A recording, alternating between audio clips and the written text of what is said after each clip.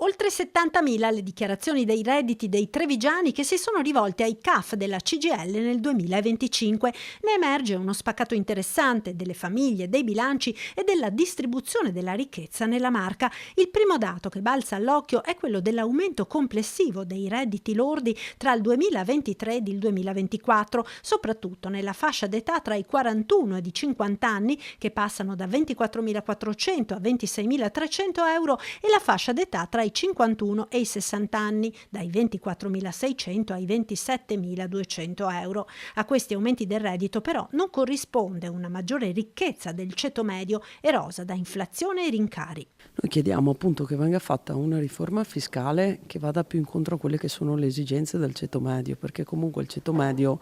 sotto i 35.000 euro abbiamo visto che ci sono tante persone che dichiarano questo reddito e tante persone che hanno poi difficoltà, appunto, devono fare scelte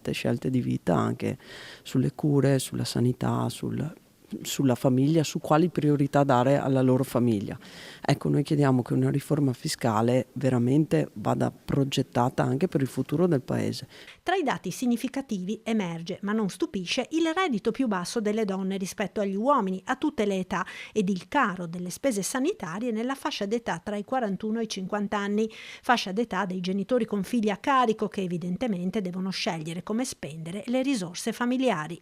Emerge sostanzialmente che la fascia più interessata da un reddito che fa fatica ad arrivare a fine mese è sicuramente la fascia che va dai 20.000 ai 35.000 euro. Sono persone che chiaramente devono sostenere spese sostanziose sia per la casa, per i figli, per la spesa stessa, e il reddito naturalmente che